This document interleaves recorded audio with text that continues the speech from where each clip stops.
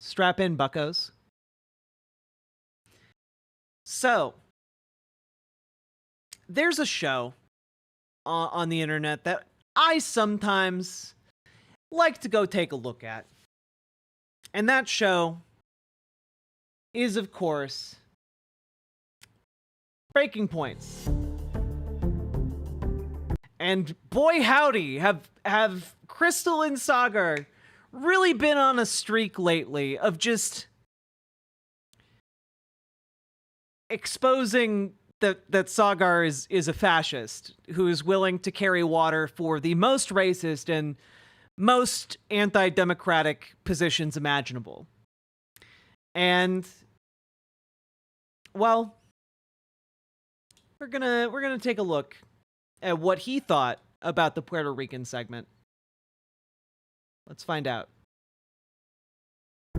Good morning, everybody. Happy Monday. Have an amazing show for everybody today. What do we have, Crystal? Indeed, we do. Coming down to the wire here, of course, in terms of the election. So we have a lot of news for you there. Trump has his big Madison Square Garden rally yesterday, and it was really something. Even the Trump campaign distancing themselves from some of the remarks that were made at that rally. So we'll bring you all of that. We've, of course, also got all of the latest polls to try to figure out where this race is. God, like, why are you laughing, Sagar? Why? She's so over him. Like, she really is. Like, I don't know how they survive this election cycle. Spoiler alert, it's still 50-50 and very close. We've got some comments from Michelle Obama directed towards men in particular, and also a little hot mic moment from Kamala Harris where she seems to indicate that they have ground to make up there among men in the country. So we'll bring you that as well. Oh, yeah. Sagar has always been a fascist. Let's be clear. It's just he's gotten progressively more comfortable dropping the crypto part of crypto fascist. You know, like his main appeal when he was at the Rising was that he put like a friendly face on conservative talking points, and came across as mostly normal. He's not really doing that anymore. Trump winning some Muslim American endorsements in the state of Michigan. Absolutely wild scene there, given past history. Jeff Bezos deciding seemingly to curry favor with Trump by withholding an endorsement by his paper, The Washington Post, stoking a lot of controversy there. The LA Times also deciding not to endorse in this race. They're giving a different reason, though, for their rationale, so we'll break all of that down for you. We have Dr. Trita Parsi on to talk about the very latest with regard to Iran and Israel. Israel finally launching that, you know, what they describe as a retaliatory attack towards Iran. There's a lot that's interesting there, so we'll get into that as well. Absolutely. Can't wait for that. Before we do, thank you to all of our premium subscribers. We're coming down to the wire. Oh my God, please, for the love of God. Partner, he'll be here on the side. I don't know if you guys know this, but there's literally a floating island of garbage in the middle of the ocean right now. Yeah, I think it's called Puerto Rico. All right, heck yeah, it's a cool black guy with a thing on his head. What the hell is that, a lampshade? Look at this guy. Oh my goodness. Wow. I'm just kidding. That's one of my buddies. He had a Halloween party last night. We had fun. We carved watermelons together. It was awesome. Oh boy. I haven't actually seen all of the clips from this. I haven't watched any of this. So that second one, I did not see that coming. Like we're talking like Klan rally stand-up comedian. Okay, gotcha. In fact, she is the devil, whoever screamed that out. She is the Antichrist at her. And there's not one moment I've ever been with him off camera where he's spending his time grousing about people he hates. Ever. He's talking about the people and the country he loves in his private time. Trust me. You know something, Trump maniacs? You should, pro tip, never trust Tucker Carlson, okay? I don't see no stinking Nazis in here. I don't. Holy shit. You know, to say that, you need to be assuming other people think you're already Nazis, man. See no stinking domestic terrorist in here. The only thing I see in here are a bunch of hard-working men and women that are real Americans, brother. So that was before Donald Trump even took the stage. It was like he's like giddy. He's giddy at those clips. as I described, full MAGA. I would put it as a mini RNC, effectively. Lots of controversy this morning over Tony Hinchcliffe's joke there about Puerto Rico. In fact, the Trump campaign themselves have come out and they've distanced them from it. Let me go ahead and read you what they said in a statement this morning. Quote, "The joke does not reflect the views of President Trump or the campaign." So I'm sure there will be a lot of bedwetting over this on both sides. What I mean by that, Crystal, is not the liberal freak out over it, but on the Republican side, there's a big debate over, like, why should you even apologize over a joke? I like Tony. I think he did a great job, specifically at the Tom Brady roast and previously. The thing is, and this is what I saw someone post this in chat, and I had to take a look. Trump rally comedian workshopped racist Puerto Rico line at New York City Comedy Club the night before. Oh my God, he actually workshopped this. He practiced it at the Stand Comedy Club in New York City, where he made a surprise appearance Saturday night. The joke did not draw laughs, just a handful of awkward chuckles. Hinchcliffe told the audience that he would be performing at Madison Square Garden rally the next day, and said multiple times during his routine that he would get a better reaction tomorrow at the rally.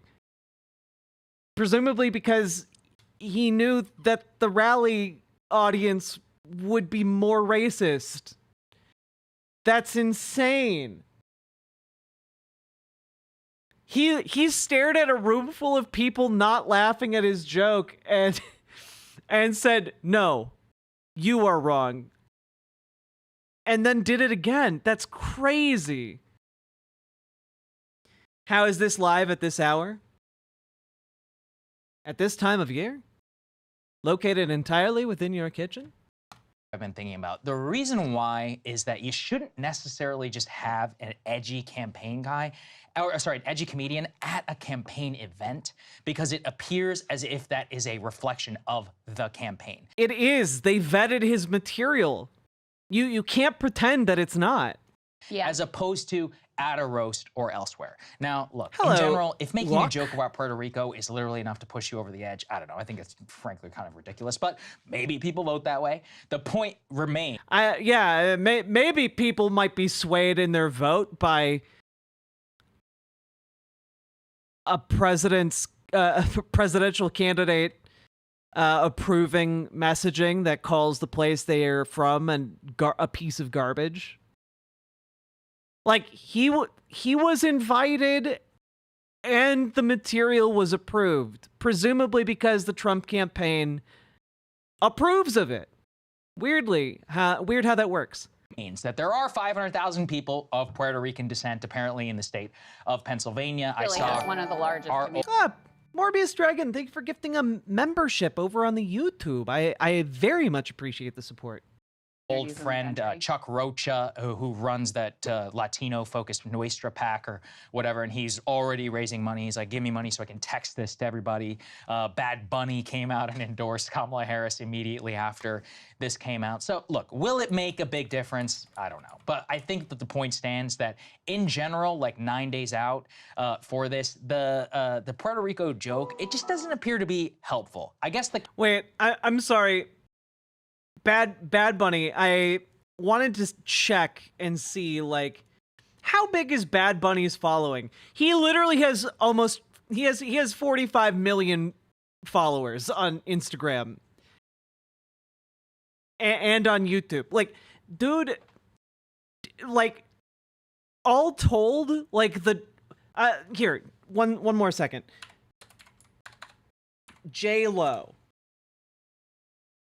Instagram. J-Lo has 250 million followers on Instagram. And I do have to say, all told, between just 3 different... You know what? Sorry. 1 second. Ricky Martin. Instagram. 18 million. All right. So between 4 Puerto Rican celebrities, okay, between 4, you have a total following of like 400 million. Or 368 million, I guess, if we're being sticklers about the math, and I'm bad at math. But, like, that's gonna reach some people. No matter how you slice it, that's gonna have an impact. That's a total audience size greater than the entire population of the United States. Counter case to what I would say is, everyone said that about Springfield. Everyone said it about, oh, God, I covered 2016. Judge God, will these people even affect the election? Uriel, Khazir Khan, and all that stuff. Didn't matter. If anything, the controversy, he's so racist this time, look at this, all of that, it didn't work, right? So I'm not so sure it's gonna be like totally determinative. The way I saw MSG and the rally yesterday, I tweeted this was basically a mini RNC, the most storied venue in the country. This was just a mini RNC? Yeah. Have you seen the RNC lately, Sagar? It's a Klan rally these days. Like it's full of nut jobs. Like it's legendarily just like absolute nonsense. Like it's bigotry incarnate. And they took the RNC's bigotry, cranked it up to 11, and then did it for 6 hours straight, you know? Also, Simon Pierre, thank you very much for being a member over on YouTube. I appreciate it. Appreciate you. If their goal was to dominate the conversation, to have a gigantic media spectacle, I think they succeeded. That conversation now centers around them. Nah, Delta Who, there's 0% chance that Sagar is correct on this one. And the only question is it 2016 when that dynamic is to his benefit, or is it 2022 when this being on full display is going to repel voters? I genuinely have no answer to that question. Yeah, I mean, it was like dark RNC.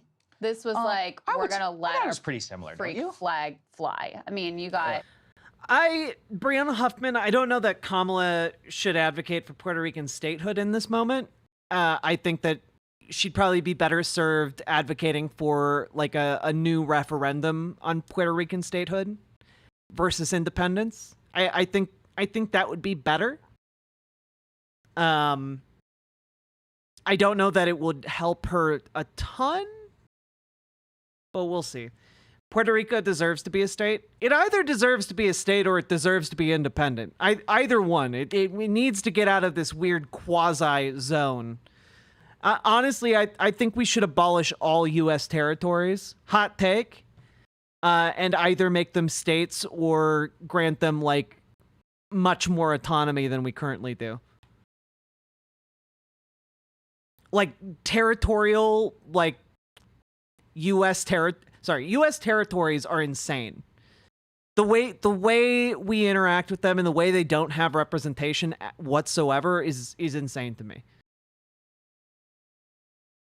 Not just to fixate on Tony is honestly to miss the overall. No, tenor, I agree, but even the rest of that stuff was at the. You know, even if you're just looking at Tony, not only did he, call Puerto Rico a pile of trash in the ocean, there were insults at Jews, at black people. He said they were, carving watermelons instead of pumpkins. There were insults at Latinos, disgusting sexual joke, even just with Tony. But even if you put that aside, you got this other dude calling Kamala literally the devil and the Antichrist. The whole thing, the whole position. Yeah, and to Sagar, that's all reasonable. That's all just reasonable conservatism. Of it is this sort of like worshipful situating as Trump as like gonna save us, like the Jesus Christ figure, against Kamala the Antichrist. You had another speaker who referred to her effectively as a sex worker, saying she had her, pimplet handlers. You had Hulk Hogan at another point. We played part of his comments. Another point, he seemed to make a Hawk Tuah joke about Kamala. You had Byron Donalds, who is a black congressman, introduced literally with Dixie, the de facto anthem of the Confederacy. And then, of course... Wait, what?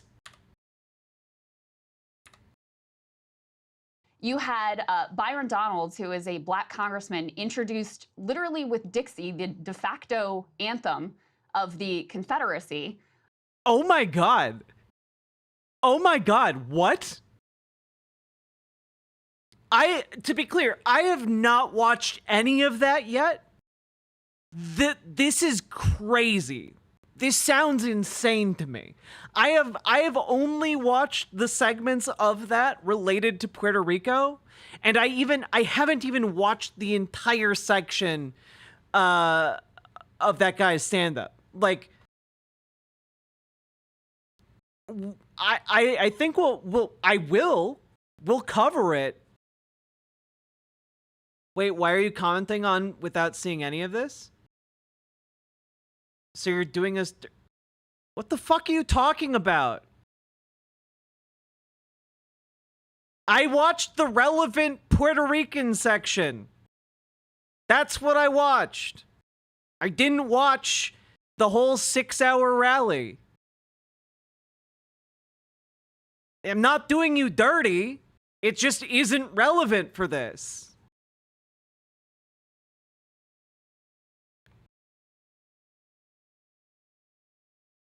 But we are going to watch it. I just didn't want to start the show by covering a 6-hour-long thing. And then, of course, you have Trump doing his normal thing, talking about the enemy within, talking about using the Alien Enemies Act, which was last used for Japanese internment. So, you know, the overall... Chat wants you to stream for an extra 6 hours. That's true. Chat does want that. And I'll cover... I think tomorrow we'll get to covering the different sections of that rally. We'll get to it, okay? Question of the rally or why it even existed. To me, it's less about an electoral consideration. Oh my God, and it's more dude. about creating a sense of inevitability and sort of like domination. You know, and we already see, and we're going to talk about the Washington Post, like Jeff Bezos pulling his endorsement. Oh my God. You see some elites basically hedging their bets, trying to not get on Trump's bad side because they're afraid of that quote unquote retribution that could come. So having this very, you know, ominous spectacle in the center of a very diverse, deep blue city, yeah, I think that's more what it's about. And it ties into, there could be a vibe with it because it seems it's like a lot of bravado. It's basically projecting like, we are already so confident that we've won this thing that we can send Tony Hinchcliffe out there to insult a major critical demographic group in a swing state. Like, it almost has the vibes of like Hillary Clinton popping the champagne on the plane on election day, which also, by the way, happened on the way to New York. But for them, it's sort of true because Good night, even Dustin if the they Damned. lose, they're going to claim that they won. And that's the other goal of this rally and the one they're doing in New Mexico, the one they're doing in Virginia, whatever. Trump constantly talking about how, you know, they've got him with 93% odds that he's going to win, et cetera, bolstering poly market and all of these odds makers that show a you know, wildly improbable probabilities in favor. You know what? Props to Breaking Points for, at the very least, not, to my knowledge, having a poly market sponsorship. Of Trump is to create the sense of inevitability so that if they lose, their supporters will all be primed to think this could not have been fair. It must have been rigged. And so, you know, that's part of the goal of this rally as well. And yeah, I mean, it was like, I found it very disturbing. I found it really ugly. And to your question of like, you know, the electoral implications and the calculus that went into this, et cetera, we were talking after the Rogan interview about how the goal for Kamala in these final days is like, I can be commander-in-chief. The goal for Trump is like, I'm not a fascist, I'm a bro, right, hanging out with Joe Rogan. Don't think that this rally really served his interests in making him seem less scary, less dark. It, you know, if anything, feeds into the closing message of the Harris people of like, listen, you should take seriously what John Kelly, Mark Milley, Jim Mattis, Mike Pence have to say. Yeah. For further context, Crystal and Sagar have been debating what like these fascist comments for like the last 2 weeks straight. And like I don't know, it's starting to get pretty heavily weighted towards the fascist section here. Sagar, how are you going to spin this? Say about who this guy actually is. So, you know, I don't buy that it serves them electorally. And they also have a different coalition than they did in 2016. You know, in 2016, it was all about juicing the white working class vote. Worked for them, obviously, enough to win in the Electoral College. This time, they are really reliant on eating into Democratic margins with Black and Latino men. So that, I think, is part of why, whereas in the past, in 2016, you know, if there was some racist joke made or whatever, Trump would never have apologized for it. I think the fact that they're trying to court that different coalition or really electorally dependent on that different coalition is what leads even the Trump campaign to be like, that was too far. See, I have to disagree with one thing here from Crystal. I don't think the Trump campaign is really distancing itself from those comments. Like, I know that people are referencing like, oh, well, you know, those comments don't share our values. I think I think that Donald Trump would rather die than apologize for that. I don't think Donald Trump himself will ever apologize for those statements, because I think he agrees with them. I don't know. I have a totally different read. I didn't see that. I mean, I think you're primed to see darkness, so you're seeing darkness. I'm trying to look at it as like basically an entertainment event when you literally have Hulk Hogan like ripping his shirt off and coming out and be like, "We're not Nazis here." And then you had Tony Hinchcliffe and the yeah, an entertainment event, famously a place that can't have politics. Because when have politics and entertainment ever been related? She said, with foreshadowing.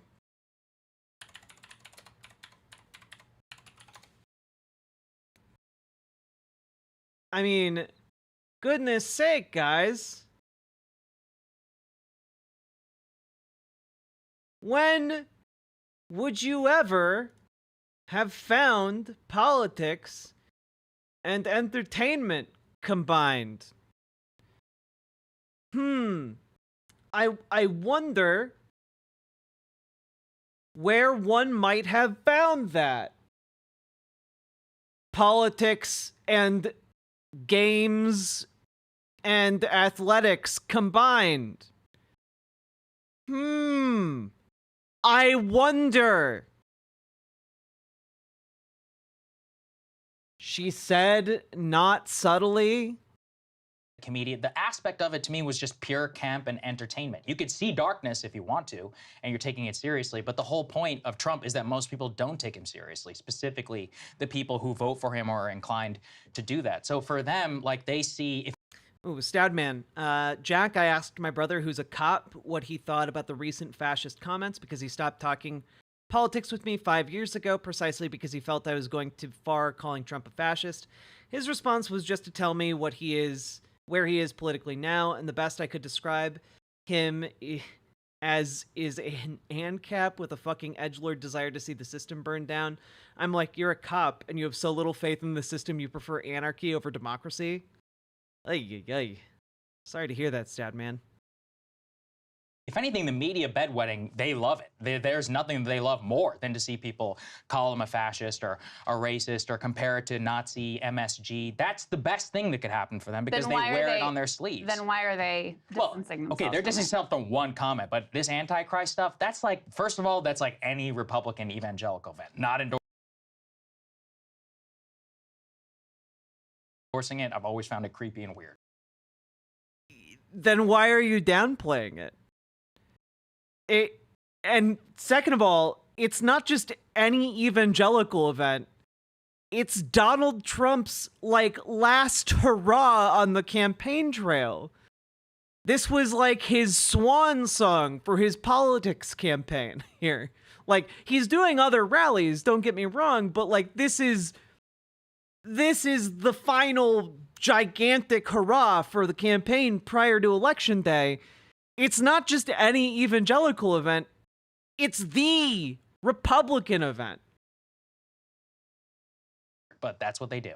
Well, let's continue. With the Hulk Hogan, Tucker Carlson speech, almost all of it is basically around a vibe of our opponent is a joke, there is a sense of inability, there is domination, but also what we're missing is there was a lot of... Well, I wouldn't say that the fundamental premise of Christian nationalists calling Kamala Harris the Antichrist is them calling her a joke. I think that's actually, for evangelicals, quite a bit more serious. Like, I grew up in, like, evangelical conservatism. Okay? Like, evangelicals take, like, accusations of someone being the Antichrist incredibly seriously. If you're calling someone the Antichrist, you literally think that they are the embodiment of the worst thing a human could be. You know? It is not a joking thing to, like, call someone. Like laughter and frankly like exuberance in the room for what they're projecting. I saw another electoral thesis, which is swing state voter. Yeah, but laughter at what, dude? The laughter at what matters? Time is over. At this point, like they've either made their decision or not. This is just purely about driving out the base. And with that regard, I mean, look, I've spent too much time now in Republican areas. I've talked about this previously, and some GOP people will hate this. There is a deep element of Trump support, which is on the nose and, for lack of a better word, crass. Like in 2020, I remember I told the story a lot. I was driving through, rural Nevada, and I just saw this gigantic sign this farmer had, and it just said, Trump, fuck your feelings. And I've thought about that sign a lot because I think that is everything. I was recently in Pennsylvania at like one of those pumpkin patches or whatever, and there's literally like grown men walking around with like F your feelings t-shirts and I'm voting for the convicted felon bumper stickers with truck nuts as well. Yeah, they relish causing discomfort in their enemies. Like they revel in like making people they view as their enemies feel bad. Get to. There is a deep element of that, and those people love this. And you can hate it if you want, but they love. Yeah, they're fascists and they love fascism. Yes. Like it, it's the whole MAGA meme. There's are you offended yet? I'm a white Christian male. Like, does that piss you off? That is a deep part of Trump culturalism, which is aimed directly at the beating heart of institution and of Washington. So I see this as the apotheosis of MAGA. The question in my mind, is it 2022 or is it 2016? In general, for Trump, this stuff doesn't stick. It usually doesn't hurt. This whole fantasy about Latino and black men, I mean, we've talked about this before. It's nice to win a couple more percent, but the vast majority of the electorate, some 74, 75% is white. 55% of those people, no college degree. Median voter in this country, 55-year-old white dude. Yeah, but And you know who's been hemorrhaging white non-college voters, Sagar? Donald Trump. From 2016 to 2024, he's lost 6% of that demographic. And that holds true, by the way, in swing states. So his case for winning the current election is not looking good if that trend carries over to the voting booth.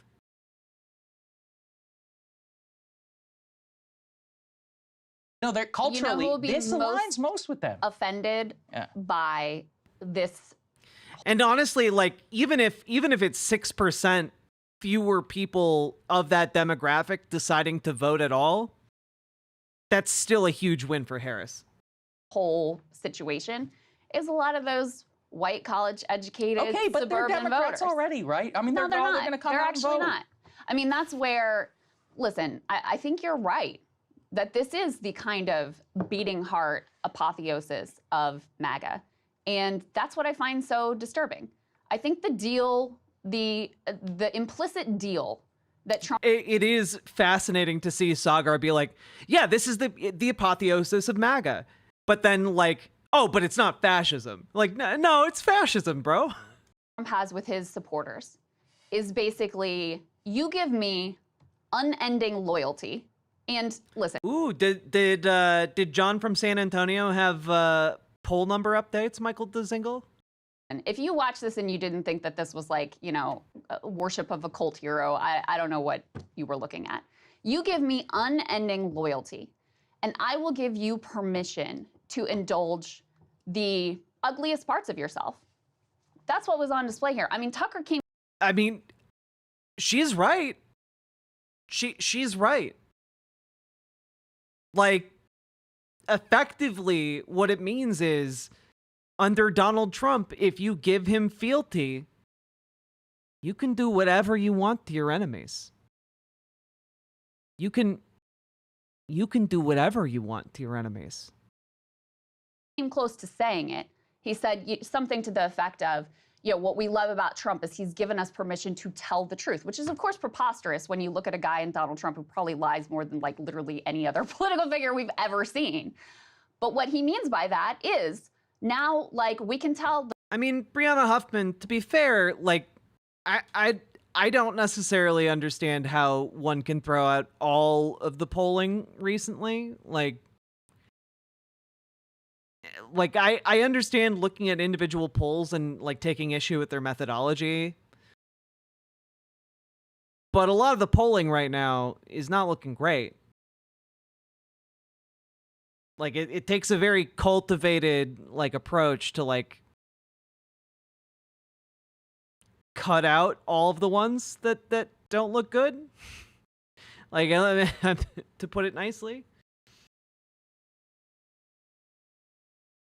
The racist joke about black people and watermelons, or, you know, call Puerto Rico a pile of garbage. We can label our political opponents as the enemy within and threaten to turn the military on them, or label them literally the Antichrist or the devil, or as one MAGA supporting evangelical pastor has been calling her, like, the Jezebel spirit. We can do all of those things. We don't have to pretend that we have this, like, you know, veneer of polite society.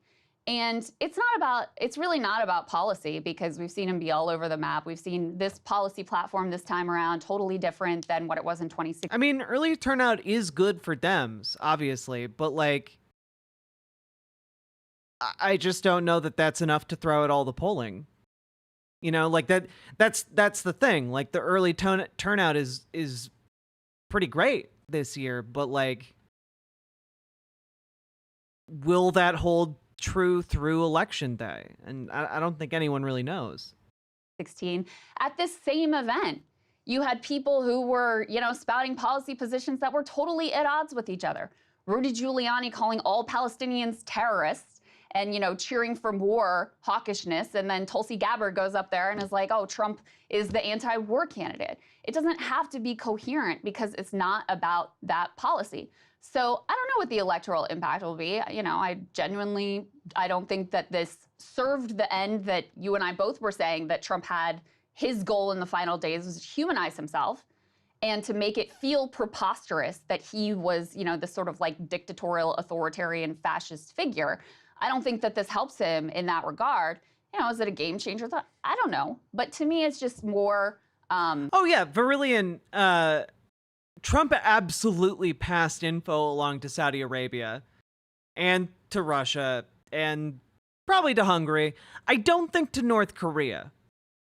I don't think to North Korea, largely because famously there is a story from his presidency about he had a plan to nuke North Korea and then try to blame another country for it.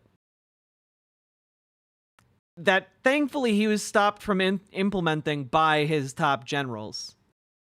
So, I don't think he stood to gain anything from North Korea. Hungary, Saudi Arabia, and Russia, though, absolutely. It's less about the electoral impact and more just about what this movement actually. The only thing he got from North Korea was love. Promises to deliver. You know, I mean, a core promise that he's making that he talked a lot about here, and actually we can play a little bit of the Trump mashup. I don't know if it includes this part or not, But something he's repeatedly promised is to use the Alien Enemies Act of, what is it, like 1790? Oh yeah, no, if Donald Trump gets elected, the entire world is completely and utterly screwed. You know, like, it's not a price that just Americans will bear. It's a price that the entire world will bear. Like, it will be an event that could very well set the Earth on course for, like, complete collapse. Or whatever, Alien which was sedition, last used to justify internment of Japanese Americans during World War II. Like, that's a promise that he makes. He talks about the enemy within. This is like a core part of what's being cheered here. And so, yeah, I think it's ugly. I think it's disturbing. And as I said before, I think the core promise is like, I think it's so interesting that she's I don't know if this is maybe like a problem with the camera setup, but I feel like each one of these like interactions we've covered here has Crystal turning farther and farther away from Sagar, and she's like fully just like, yes, I'm talking to you and you're over there. Like, it's really, she be traveling. Can wear your fuck your feelings, sure. You can say, like, all of the ugly things that you would normally say in private, like, it can now be out in the open. And that's what this is a celebration this is, again, though, where you're seeing it as disturbing, and I'm like, I'm just looking at it analytically. What it comes from is people... Yeah, but it's disturbing, though. Like, you can look at it analytically and also be disturbed by it. Feel truly like the Washington establishment, media institutions, etc. Not only... Did the German population that was cheering the Nazi party's ascent, did they really hate the establishment media? Yeah, they called it the Lügenpresse. They called it the lying press, the fake news. Yeah. Like, it doesn't... trying to frame it as, well, this is what they actually believe, and it's like, yeah, we know. We know they believe this heinous shit. That's why they're cheering. That's why they cheer the racism. That's why they cheer the fascism. That's why they cheer the anti-democratic principles being espoused. They've left them behind, and I'm not even talking about economically, it's almost purely culturally. And their rage has now been bubbling for almost 25 years. So this is a logical and frankly, like, very predictable and political expression of that. I think there's a lot to that. I also think that rage can be directed towards, the corporate CEOs and billionaires and elite class that have created vast inequalities in this country. Or it can be directed at, a group of vulnerable migrants to be scapegoated, which, yes, I think is really ugly. This is a very common talking point. Again, the fact is it's that... a reality. Yeah, but Democrats have tried it, and the truth is that people don't like when millions of illegal immigrants come to their country. That's not scapegoating. Dude, they don't like it because their bosses keep lying to them about it. It's literally one of the oldest organizing tricks in the book. Dating back, at least in America, as far as I know, dating back to, like, the Reconstruction era. Like, after the Civil War. God, I've been streaming for 5 hours and it's 4 o'clock in the morning. But after the Civil War, right? Workers were starting to organize. They were starting to become more class conscious, as the Marxists would say. And in order to prevent them from banding together and arguing for things like higher wages and, protesting about company towns, summarily executing folks in the street, well, they just told their workers lies. That the reason that they had to be, that their wages were low is because, well, they, the black workers would take less pay.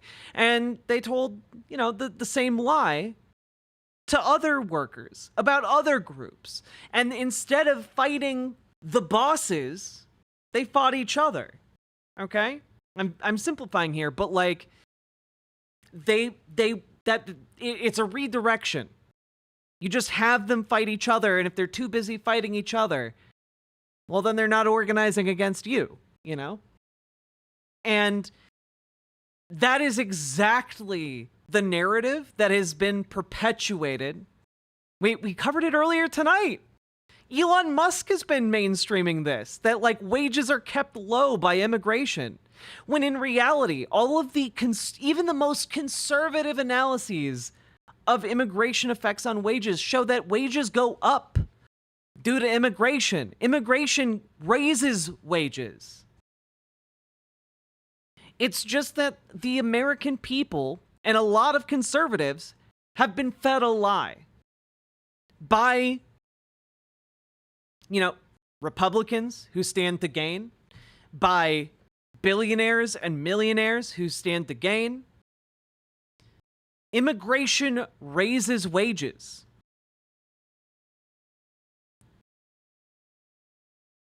And instead of recognizing what the truth of this scenario is, Sagar is like, well, you know, it just shows that immigration, you know, people hate immigrants. And it's like, that people don't naturally hate immigrants. They need to be told to hate immigrants. They need to be given a narrative that justifies why they hate immigrants. No one grows up and is just like, well, I recognize that these immigrants are hurting me, and therefore I hate them. Like, no. You need to be fed that line. And there are some very powerful people, billionaires and millionaires specifically, who stand to benefit by feeding as many people as possible that line. And I guess Sagar is trying to feed that to the audience. It's a pure fact. No country on earth would accept the level of illegal migration that we've had. And they've... Then let's legalize it. Like that's the easiest way to deal with it. If your problem is that it's illegal immigration, then let's make it easier to immigrate. Let's make them legal immigrants. We can do that. We can change the law, make them legal. Rightfully blame a lot of elites for washing that away and just saying, oh, it's actually not a problem. It doesn't matter if your community gets totally flooded or whatever. We've had this debate a million times. Yeah, if your community gets totally flooded by immigrants. The examples that Republicans are giving of communities flooded with immigrants are communities that specifically asked for refugees and immigrants to be there. Places like Springfield, Ohio, asked for those immigrants to be placed there, for those refugees to be placed there, so that they could revive their dying town. Sagar's just propagating a racist narrative. The point is to pretend like the whole problem in this country is immigrants is preposterous. Well, a big problem and it's ugly. Is illegal immigration. And most people believe that. In fact, if you look at, you're talking about alien and sedition, if there was an Axios poll or whatever, and it was like, how many Americans support putting illegal immigrants in camps and deporting them? It was 47%. But Sagar, it was... Yeah, that's not a position that people naturally gravitate to, Sagar. That's a position that they arrive to because people lie to them about it. And also, guess what? You know, just a fun little fact for you here. Let me see if I can pull this up real quick.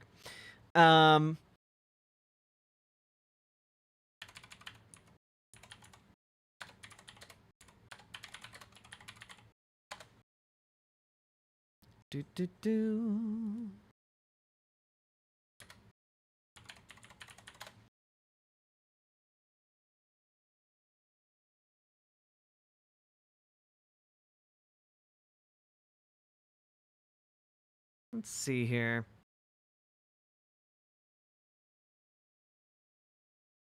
Can I pull this up real quick? Oh, come on, Axios. Why? Why are you doing this to me?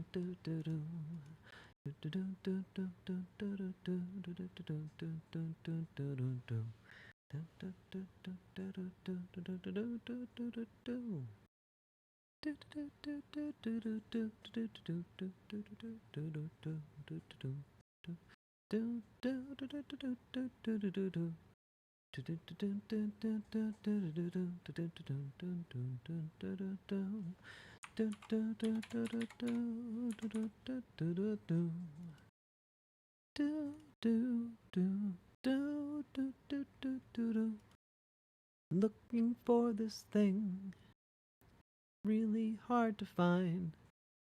Why is this specific answer to my query so difficult to find? It's making me enraged. My anger boils over and the world cannot contain it. I'm going to explode. All right, can't find it. Anyway, long story short, I recently encountered a breakdown of the polling on whether or not Americans support putting migrant workers, immigrants into detention camps. Okay, and the breakdown that I saw indicated that if you just ask people directly, do you support mass deportation? Putting immigrants in the camps, you get like this 47% number, right? If you ask more specifically, and make it clear what all that entails, suddenly that number plummets because a lot of people have no idea what it means to have these camps of migrants. Like they don't understand what it would take to actually build the infrastructure, to actually deport tens of millions of people. They don't understand. All they know is what they've been shown by Republican politicians and media, which is that, oh, well, it's the only way to solve our problems. Majority Report talked about it. Thank you, Malachi. Like, it would destroy the economy. But not only that, they don't understand what it would do to the people who are being mass deported. They don't understand how this would break families apart. They don't understand how, people would be forced to live in these camps, these concentration camps. They don't understand how the cost of deportation would be staggering. Hope they're ready for $30 strawberries. Unironically, they don't understand that.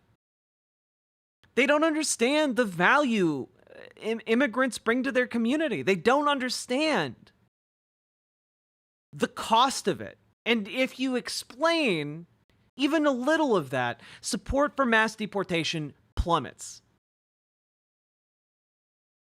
Are we sure they don't understand, or they just not care? No, they don't understand, because when you explain it, they stop supporting it. They just know the buzzwords. They just know what they've been told, the lines they've been fed. Even the vast majority of independents. So it's true, my rear end. The Nazi concentration camps started as holding facilities for those awaiting deportation. And let's be clear, Donald Trump is all about saving costs. Meaning that I fully doubt that if Donald Trump started trying to deport 20 million people, I think that he would opt for a cheaper solution than to fly them out of the country, or to bus them out of the country, or to send them via rail out of the country. I think he would opt for something cheaper.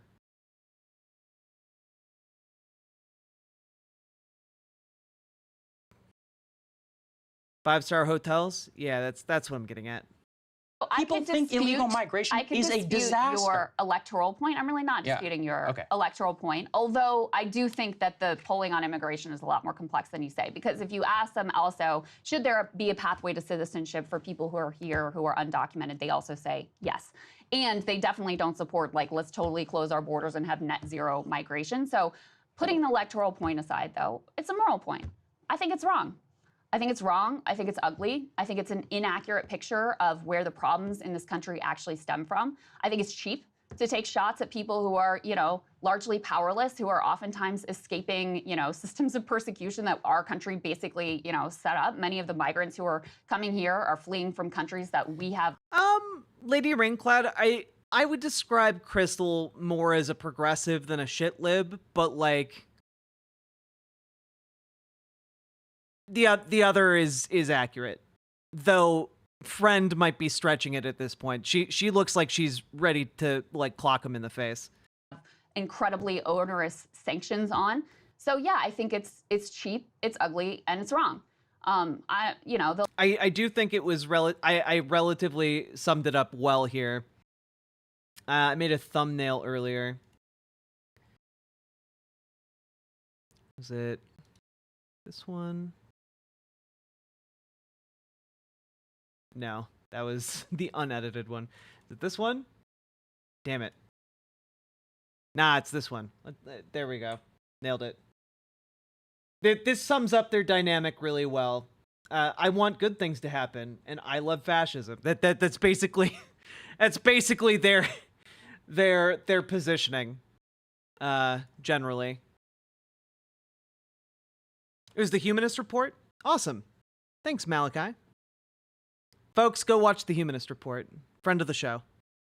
The electoral point, like, we'll see how it works. Yo, Omega Star, thanks for gifting a sub to Forlorn79. Let's go. Out. Next week, we'll have an answer to that very quickly. But, you know, my fear is that it actually is too effective, that it does work, that there is a large appetite for it. But I'm also not convinced of that yet. I mean, fair enough. I guess I would just say you're free to morally object, but it's a democracy. People get to vote how they want. And I don't generally believe in like tissing at people and saying, oh, it's actually not a problem. Like, we should hear what it is. Look, do I live my life with the fear? Dude, Sagar and Jetty absolutely does live his life by tisking people. Like, when a liberal's in power, absolutely. Oh my god. He's full of tisks for Joe Biden. Jake Hudson, thank you for the 50 biddies. And Forlorn, thank you for the 100 biddies as well over on twitch.tv/riverboatjack.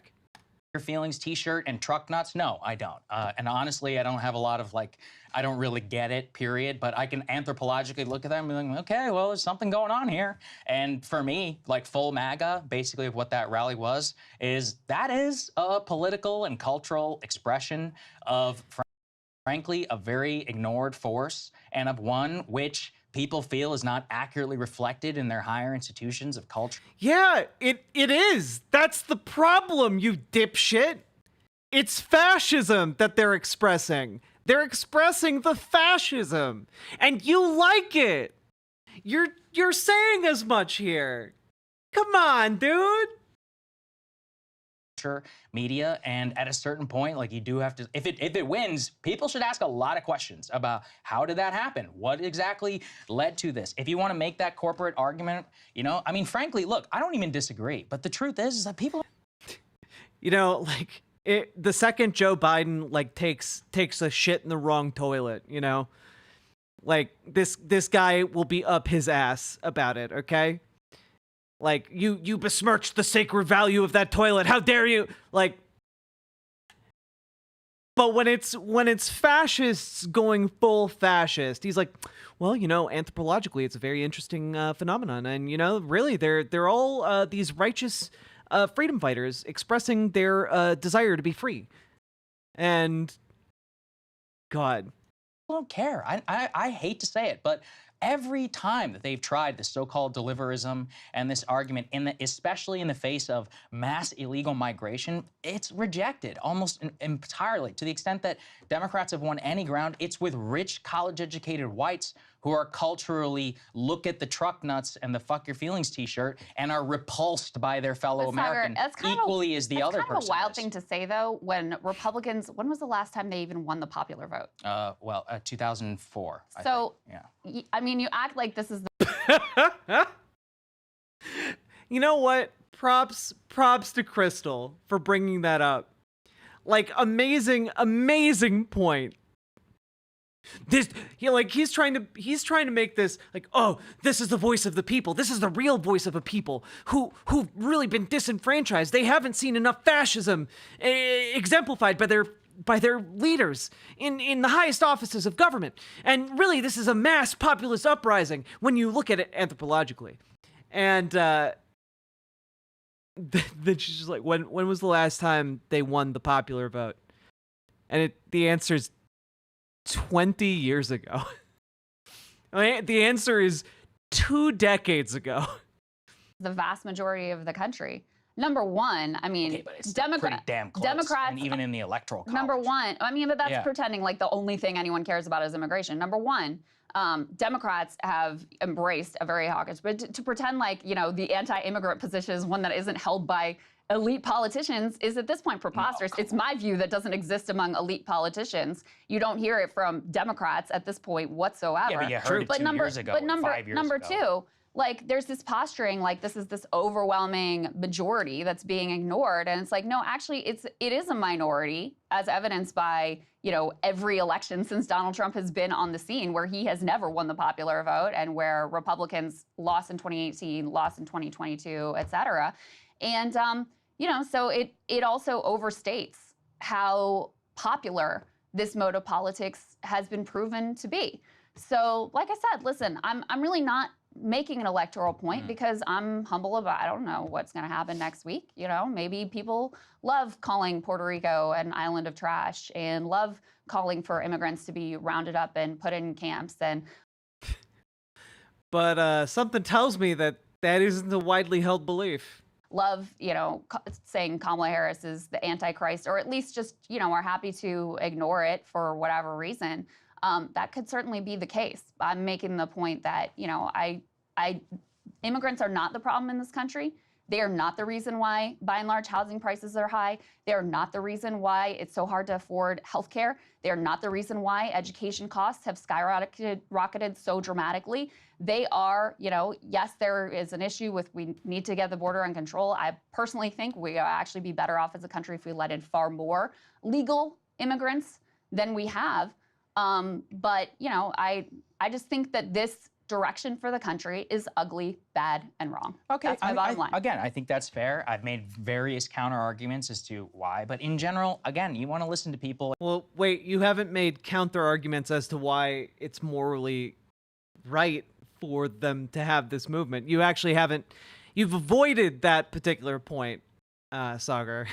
And you don't want to try and override their concerns. And if that, and I fundamentally believe, and I actually tweeted this the other day, I don't think it's the economy stupid. I think it's immigration stupid. I think that if Trump wins this election, and specifically if he also wins a popular vote, which I think there's a 27% chance, according to Nate Silver, it will be the clearest mandate and or electoral signal in modern history, especially because a lot of the retconning of 2016, if we go back and look, if there was a study done by the CSPI, I want to say, we talked about it in 2020, where the vast majority of people who voted for Trump did so because of immigration. And I've just come around to the fact that immigration is the singular defining issue of the Republican Party. I think abortion is now the defining issue. Either of those two irreconcilable questions will be determined on election day as to what it is. And yeah, true. Nate Silver is full of shit these days. He's like kind of gone off the deep end. Democratically, it does need to be solved, or at least found like some sort of status quo like we did previously in eras, because otherwise, you know, if you care about taxes or whatever, the vast majority of people these days are not voting on that. They can claim what they want. I've seen too much swing state data on immigration for Republicans. It is literally the #1 thing that they're running ads on. Yeah, and the thing is, this is why the Kamala Harris, like that terrible draconian border bill is coming up so much in the Harris campaign strategy. It's because they're trying to peel away that Republican support. They're trying to lull Republicans into, like, you know, complacency, into not showing up to the polls for Donald Trump. Like, full stop. Like, they're targeting low information, low motivation Republican voters in the white non-college demographic. And you know what? It kind of seems like it's working. No, it's not. No, the Republicans have reduced their ad spending on immigration. They're predominantly spending money on trans panic and taxes, economic pace. I disagree with that because the trans ad is all about illegal immigration. It's oh my God, you even called it the trans ad, dude. Specifically, when you watch it, they're like talking about transgender surgeries for illegal migrants from the clip of 2019.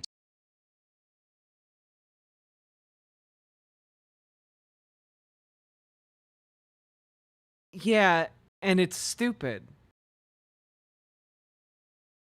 Do you know how many undocumented migrants get, like, trans surgery? It's like, I don't know, 5? Like, come on now. I mean, look, you've said it before, too. A lot of that is just coding Kamala as too liberal. Yeah. Is that immigration, trans, whatever? I mean, at the end of the day, it's not economic. I know that one. On Democrats, they're trying with taxes. We talked about with Logan last week. But a huge part of it is just abortion, too. So, you know, what does the mandate say if Kamala wins? I would say if Kamala wins, that the mandate is actually that this MAGA, you know, F your feelings stuff does not land in the way that I think it does. And people should be very humble about that, too, which they won't. I think you're right. They'll say that the election was stolen, but vice versa. You know, if that wins, people should really take a step and be like, okay, what's going on here? You know, why did this happen? Yeah, maybe. Although it's also like, you know, the election's probably going to be decided by like a tiny sliver of votes. Maybe, yeah. So, God, I hope not. You know, there will be many things right into that. There's nuance to everything. Should I say that 90% of people agree with me or with you? Of course not. Yeah, I'm just saying, like, I think there's a tendency sometimes in an election that's very narrow to read into that, like, oh, the public overwhelmingly thinks this or the public overwhelmingly thinks that, when it's really like, you know, 20,000 people in Wisconsin or whatever. Fair point. You know, so I don't think that our deep divides in the country, I don't think we'll learn anything that much more profoundly different about the deep divides that exist in the country, depending on whether this is a narrow win by Trump or a narrow win by Kamala. All right. I really, really, really hope that it winds up not being that close.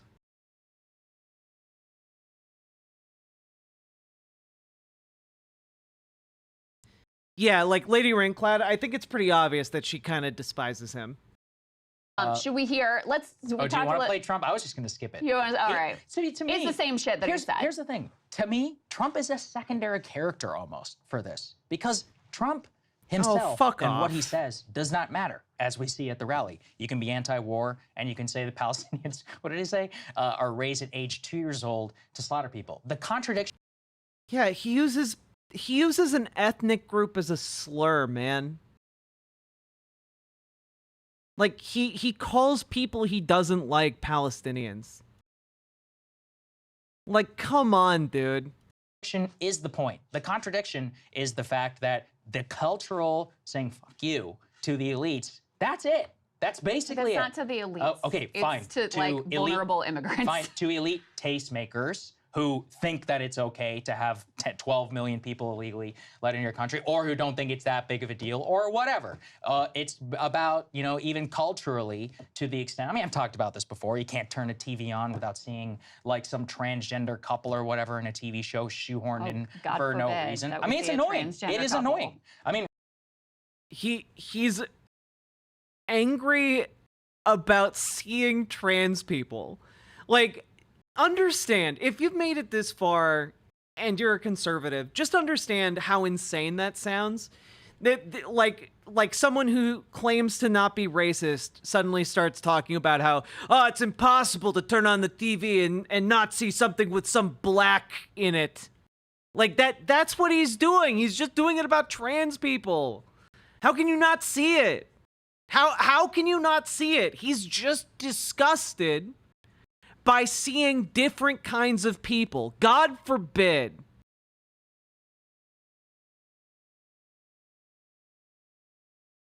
Right? Because it's obviously a social agenda. Well, like, the dynamic is so interesting, Lady Raincloud, because originally, like, if you go back, like, I don't know, 4 years, their dynamic was essentially, oh, he's a reasonable conservative, and she's a reasonable progressive. And, you know, they counter each other's points, and, like, they have back and forth discussions about the different political topics of the day. And Sagar's mask has just progressively slipped more and more and more. And he's like frothing at the mouth for fascism now. Like he's just like openly begging for it. And yeah, I think she's grown to regret this show's format. You know, like, I'm guessing that after this election cycle they'll be done, but who knows? I don't know what their terms are in their contracts. Of which is held by a small sliver of the country, social agenda of trying to be imposed people on as they vast are. majority of people. Well, no, okay, look, People don't hate trans people the way you think that they do, Sagar. I don't think that people hate trans people. I don't hate trans people. You just talked about being disgusted by seeing trans people on the TV. Your go-to example was to talk about oh yeah, you turn on the television and there you see a trans couple. Like, that was your go-to example, my guy. You can't say you don't hate trans people. Like, okay, you know what? I'll be charitable. Maybe Sagar doesn't hate trans people, but he's clearly uncomfortable and disgusted by trans people. Okay? That's transphobia. That, like, he's basically just doing what like homophobes do. And they're like, I'm not afraid of any gay person. I'm not afraid of a gay. And it's like, that's not what it means to be homophobic. It also includes unreasonable levels of disgust.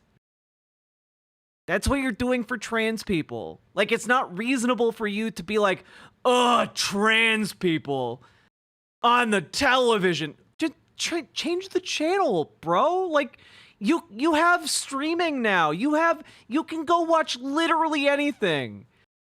Why are you making the choice to complain about trans people here? Like, grow the fuck up. Well, I think people should be able to do what they want. I don't like gender ideology, and specifically the way that it's messaged towards children or... Yes. You know, he doesn't hate trans people. He just thinks that they're pedophilically grooming children. I see.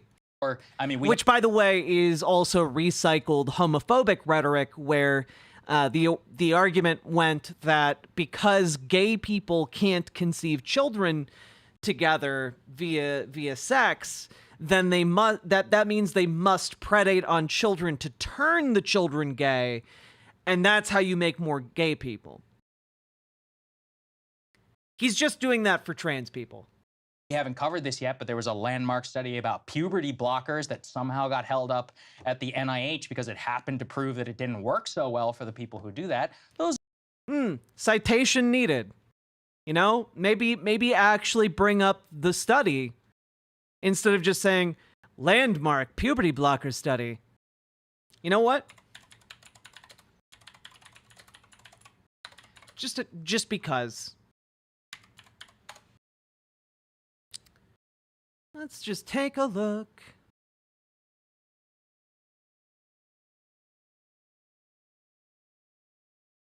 Let's see. This is from the New York Times. U.S. study on puberty blockers goes unpublished because of politics. The leader of a long-running study said the drugs did not improve mental health in children with gender distress and that the findings might be weaponized by opponents of the care. Let's see.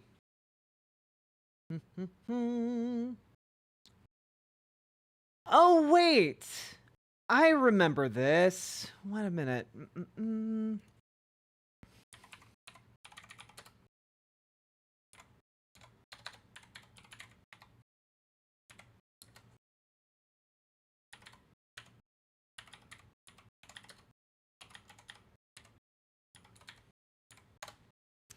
Let's see here. Real quick.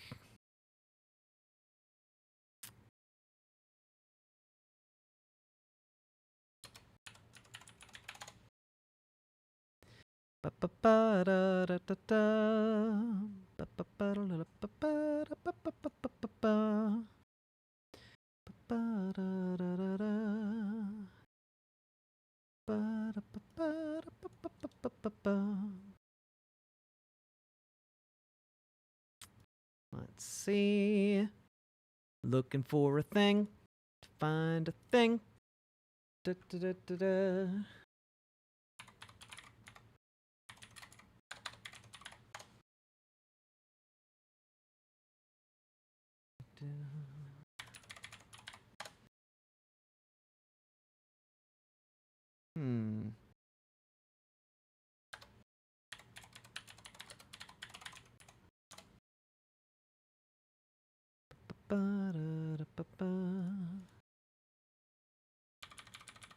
I know I've seen this study before. Let's see here.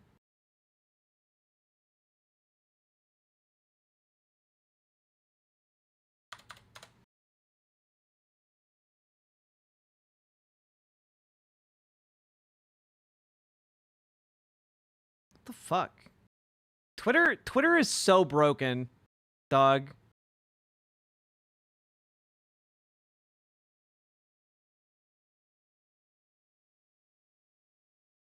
Where is this? It would be from like 7 days ago. So let's find this real quick. Bum, bum. I'm on the hunt. I'm on the trail. We're gonna get there, fam.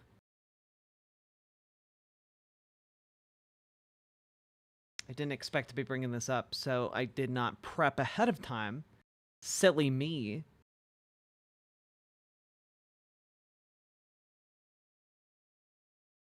Okay.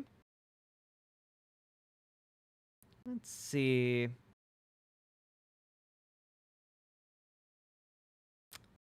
Back in September. We've gone too far back.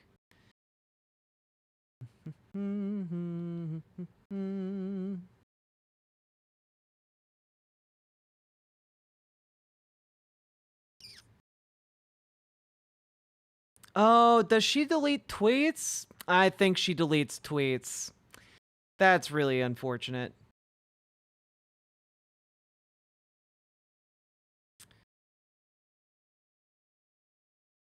Damn.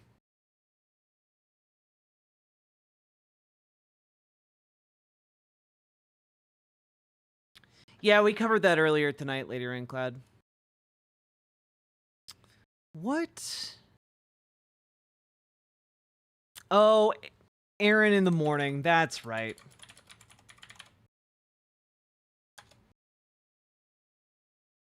God, I might have been looking at the wrong one. Yeah, here we go. Found it. I was looking at Alejandra Caraballo's threads. I should have been looking at Aaron Reed's. All right, so this is very specifically on this article and story. So it took me a while to find it. Recent story was published in the New York Times by Azine Goryashi. Aiko Rich, thank you for this tier 1 sub over on Twitch. I appreciate that. Claiming a prominent gender researcher, Joanna Olson Kennedy, is withholding data on trans care from a NIH grant. Let's see. Latest piece is an example of why so few people trust the New York Times when it comes to journalism around transgender people. Facts are selectively omitted and nefarious and misleading claims run constantly. I want to point out that this week had many studies on transgender care, including a study in the prestigious journal Nature Human Behavior showing a 72% increase in suicide attempts as a response to anti-trans legislation. Not found on the New York Times, though. Interesting, this. Instead, this. So first, the central premise. Azine Goraishi accuses Dr. Joanna Olson Kennedy, a prominent gender researcher, of withholding potentially negative research on the risks and benefits of puberty blockers. This is an extremely misleading claim, so let's on to the fact check. Claim 1. Olson Kennedy is withholding research from trans youth care because of a charged American political environment.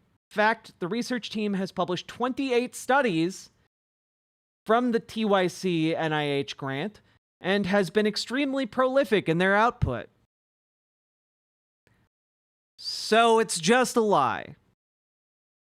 Cool. If New York City is so liberal, why is the New York Times so conservative? Because it's owned by rich fucks. That's why. And honestly, they cater to other rich fucks.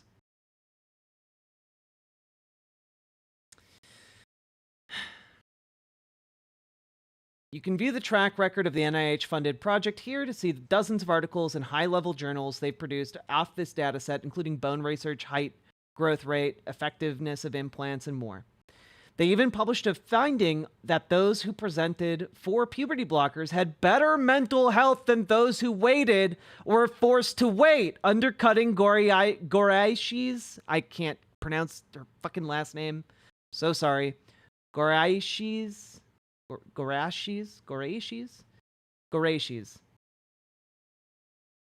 central premise.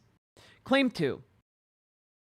Puberty blockers do not lead to mental health improvements. This is being hidden. Fact 2. Earlier initiation of puberty blockers were found to be linked in Olson Kennedy's research to better mental health. Puberty blockers' purpose is not to improve mental health, but to prevent the deleterious consequences of puberty. True. In one of Olson Kennedy's studies, she says that those starting puberty blockers appear to be functioning better from a psychosocial standpoint than gender-reforming hormone therapy cohort youth, highlighting the potential benefits of accessing them rather than waiting. While Goraishi acknowledges the study, she omits critical context by not comparing those who received puberty blockers with those who did not, instead highlighting their suicidality numbers in isolation. GAH initiators without puberty blockers. Imitators? Am I just not reading this correctly? Without puberty blockers had twice the suicidality. This is omitted by Goraishi. Yeah, it turns out a lot of it was wrong, actually. Damn, that's so crazy. Anyway, go support Aaron Reed. I'm going to link this thread in the chat, okay? Might have been inhibitors, but, you know, spelling errors happen. There you go. Link to the thread. Very good thread. Go check it out. Also, maybe subscribe to her Substack. Would be good. I can tell I'm very tired. It is almost 5 o'clock in the morning. See you, Reed. Let's finish this. We only have like 2 minutes left anyway. Anyway, that was a long tangent to say Sagar's full of shit. Those are legitimate issues, and that's my point. They're not. You're just a dumbass who believes things that like reinforce your preconceived notions. But you didn't start with that. You started with seeing a transgender couple in a commercial. Which is what? Which is a signal of what? Which is a signal of, hey, it's cool to be who you are. No big deal, which is something that most Americans agree with. But what do the transgenders mean when I see them? Yeah, it means you can be whoever you want to be. You can be what you want to be. You live in America. It's a free fucking country. That's what it fucking means. which is why the transgender panic in 2022 didn't pan out, because people were like, all right, whatever. Because they care more about abortion. Because they care more about other stuff. Because, well, I didn't say it's the only issue. Megyn Kelly out there being like, oh, high school athletes, transgender high school athletes is mine. It's crazy how, like, he spent the entire time holding water for fascism, but the thing he gets hung up on is, like, defending his disgust at seeing trans people in a random commercial.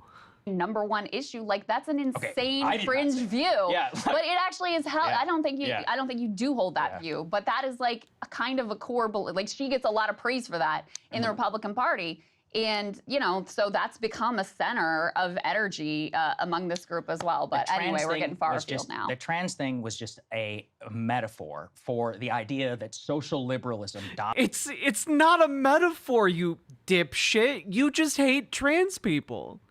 Or at the very least, you were disgusted by trans people. It's one of those two. Maybe both. Dominates at the very commanding heights of the American culture, from Disney to Wicked or whatever, and that people are annoyed by it to the point where, they like the... People are annoyed by seeing trans people in media, and you know what? They can die mad about it. The MAGA apotheosis, because they want those people to cry tears and to feel bad. I sympathize. I understand that feeling. Do I think it's all that productive? No, not necessarily. Counterpoint, I think that people in society should be, inundated with messaging and representations of trans people in media until they are less bigoted towards trans people. I think that's actually good.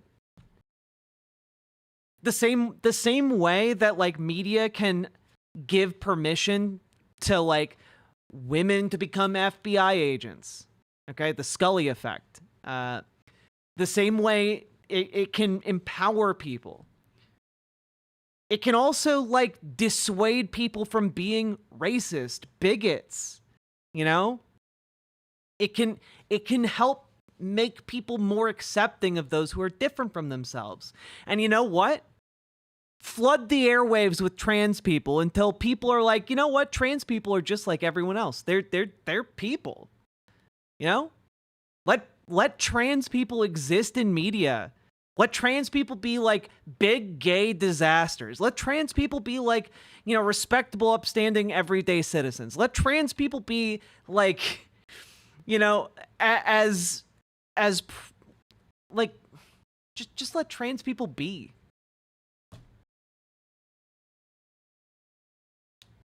We're really not asking that much. We just want to be able to be.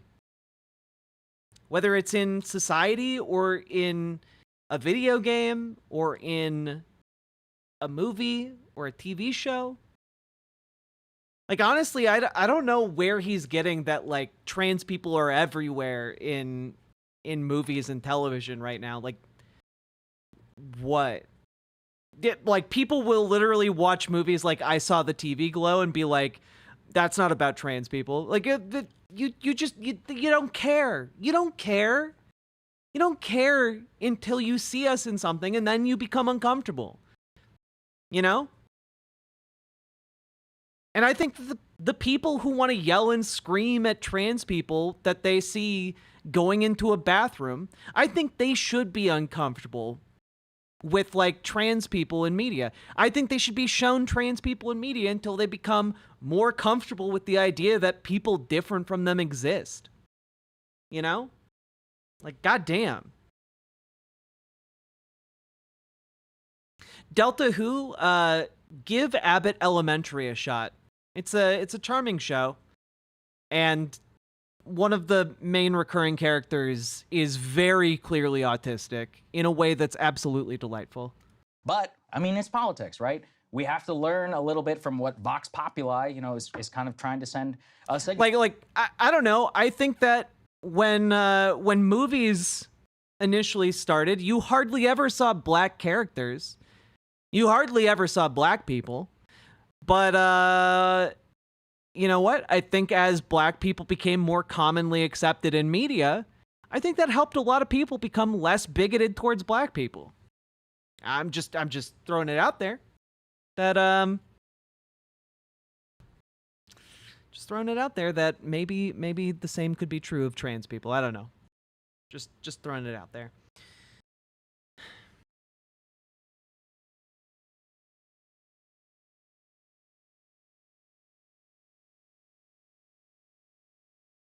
On, and that's what I would hope that people take away if Trump does win the election.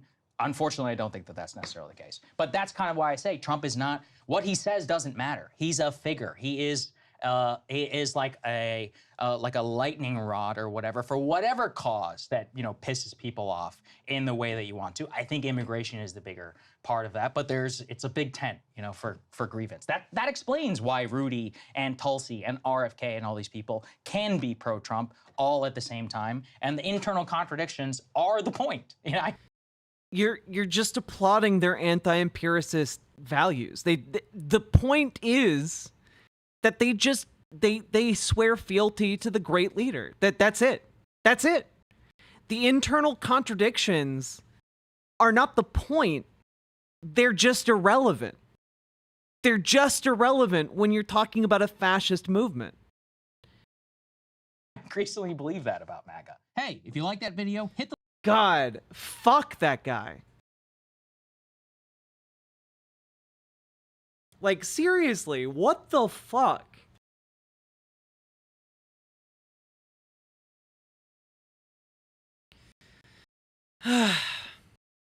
Well, that was terrible. It was. You know, I don't really have words to describe the depths of terribleness that was, but yeah. Why would anyone be anti-empiricist? Does the truth not matter? Well, let me ask you something.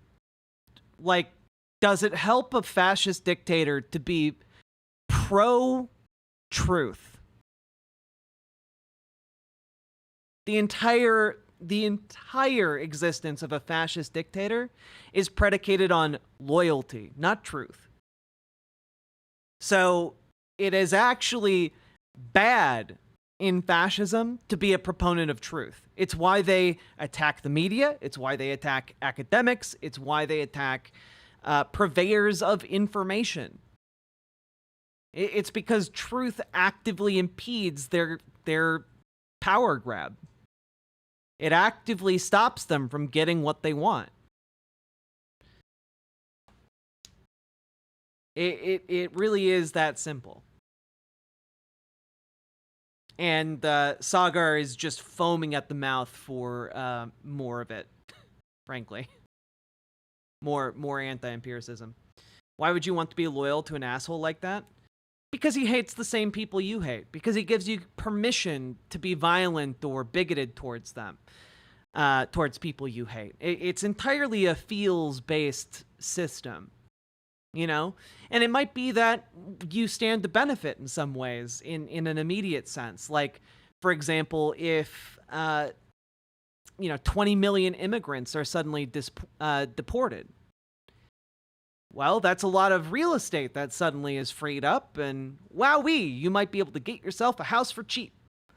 You know, like, stuff like that. You might actively benefit in some marginal way from these policies. You might gain more acclaim. You might be able to ride that rising phoenix to success in some way as well. But, like, ultimately you like that asshole. That's really what it comes down to.